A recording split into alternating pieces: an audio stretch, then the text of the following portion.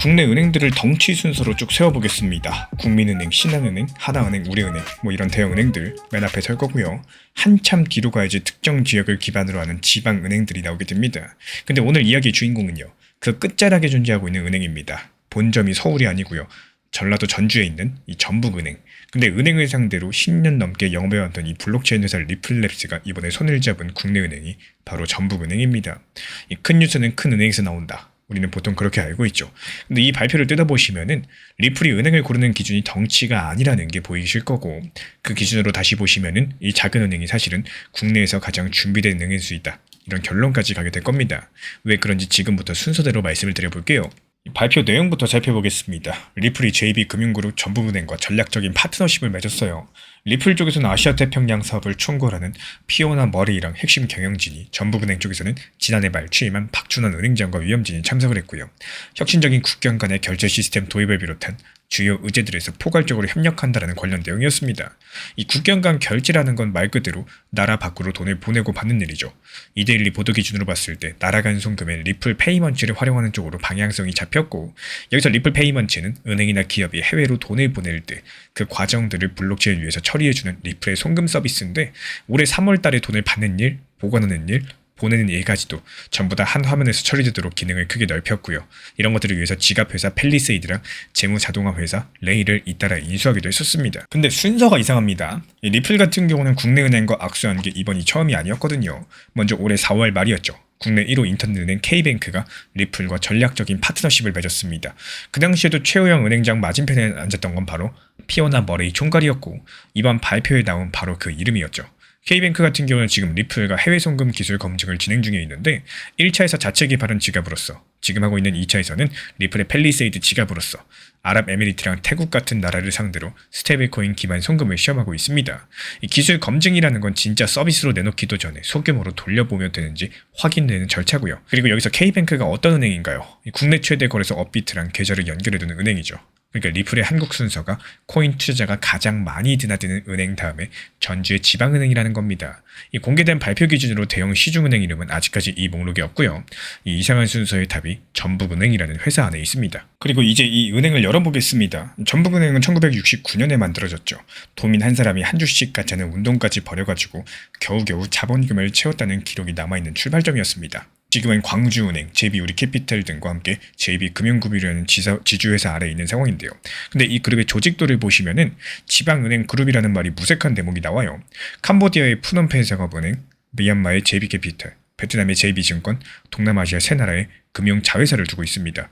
특히 캄보디아가 핵심인데요. 2016년 전북은행이 지분 절반을 주는 구조로 푸놈펜 상업은행을 인수했어요. 국내 지방은행이 외국은행을 직접 사들인 흔치 않는 사례였었고요. 그룹 속의 기준으로 이 은행은 캄보디아 현지에 지점을 25개 정도 두고 있습니다. 기존 방식과는 뭐가 달라질 수 있는지도 짧게 보겠습니다. 지금의 해외 송금은 보내는 은행과 받는 은행이 직접 연결되어 있지 않으면 중간에 다른 은행들이 끼어들고, 그리고 은행끼리는 실제 돈이 아니라 메시지를 주고받은 뒤에 정산이 따라갑니다. 리플 쪽 자료 기준으로 나라 간의 거래들은 평균 이틀에서 닷새가 걸린다라고 하죠. 자기 서비스를 팔려는 회사의 숫자다 보니까 그대로 삼키시면 안 되고 방향만 보시면 되는 건데, 그 느리고 겹겹이 비싼 길을 블록체인 위에서 바로 잇겠다는 게 바로 리플 페이먼츠의 장사고요. 국내 보도 소개로는 리플 기술이 전 세계 100여 개 금융기관에 쓰여왔습니다.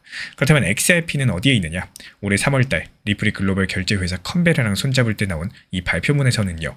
결제가 법정화폐로 시작해서 법정화폐로 끝이 나되 중간 구간에서 규제된 스테이블 코인을 쓰는 구조라는 설명과 함께 리플의 인프라에 RLUSD, XRP가 포함되어 있어서 통로의 필요에 따라서 유동성과 결제를 바칠 수 있다는 대목이 있습니다. 은행 손님 눈에는 원화가 나가고 또 현지 돈이 도착하는 것뿐이겠지만 그 가운데 구간에서 일할 자산들의 후보에 XRP가 들어있다는 거고, 이 통로가 하나 늘어날 때마다 그 자산이 일할 자리까지도 늘어날 수가 있겠죠. 그래서 제가 바라보는 관점은 이번 발표는 방향성을 정한다니까 그 다음 수순은 K뱅크처럼 기술 검증으로 넘어가고요. 첫 번째 시험 통로는 이 그룹이 양쪽 끝을 이미 쥐고 있는 동남아시아, 그 중에서도 자기 은행이 있는 캄보디아 쪽이 가장 자연스럽다고 봅니다. 그 근거는 총 3가지인데요. 상대편 창구를 새로 섭외할 필요가 없이 그룹 안에서 해결되는 구조라는 거, 리플 페이먼츠가 이미 여러 가지 나라에서 돌아가는 완성된 서비스라는 거, 그리고 넉 달째 진행 중인 K뱅크 검증이라는 견본이 국내에 있다라는 겁니다. 다만 이런 전망들에는 해지 조건 3가지를 붙여두겠습니다. 6달이 지나도록 후속 실행 발표가 없을 때 이달로 예정된 외국 환거래 규정 개정을 비롯한 국내 규제들이요.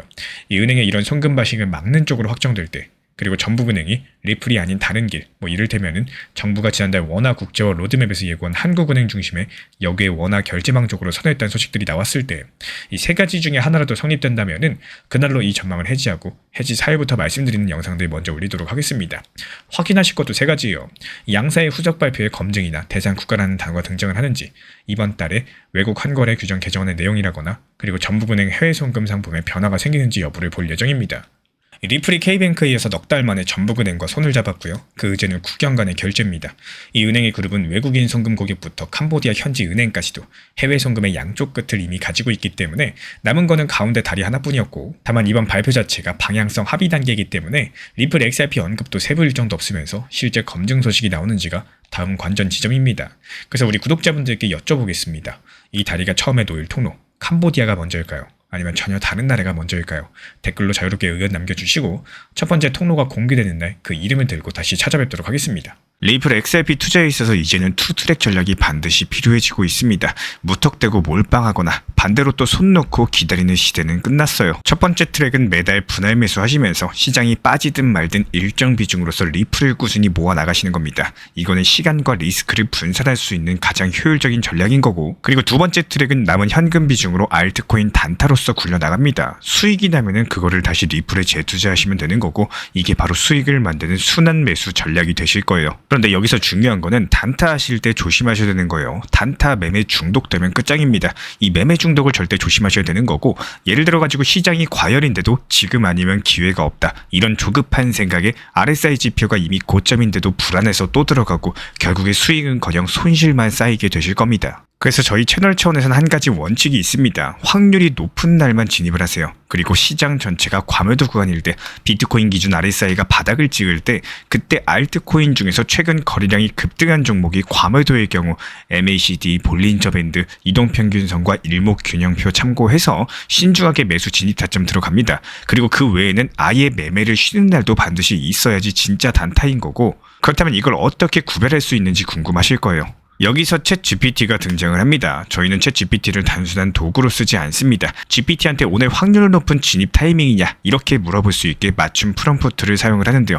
그리고 그 결과에 저의 실전 매매 노하우 30%를 덧붙여가지고 GPT 시그널을 보완합니다. 어떻게 하는지 궁금하신 분들 GPT 검색력과 활용 전략을 이용해가지고 이 두 가지를 한 방에 알려드리고 있습니다. 현재 보이시는 번호로서 리플 단타라고 문자 남겨주세요. 지금 이 영상 보신 분들에게만 오픈합니다. 그냥 GPT 쓰는 법이 아니라 투자로 연결되는 GPT 사용법 지금 바로 알려드리도록 하겠습니다. 제가 안내해드리고 있는 코인 신사 채널 멤버십 전용방에 대해서 짧게 설명드려 보도록 하겠습니다. 리플, 암호화폐 시장에 대한 중요한 이슈, 그리고 브리핑이나 시장의 흐름에 대한 전문적인 분석 내용 설명과 함께 차트상의 기술적 분석, 온체인 지표와 투자 심리에 대한 내용들을 같이 안내 도움드리고 있고, 가장 중요한 투자 심리를 컨트롤하기 위해서 포트폴리오의 구성에 대한 노하우, 투자 심리 컨트롤에 대한 내용도 같이 안내드리고 있습니다. 코인 신사 스터디 멤버십 가입하신 분들께서는 아래 번호 혹은 신청 링크 통해서 남겨주시면 제가 연락드리고 있고, 안내 설명과 함께 신사 채널 리플 전용 멤버십 방에도 입장 안내 설명드리고 있습니다.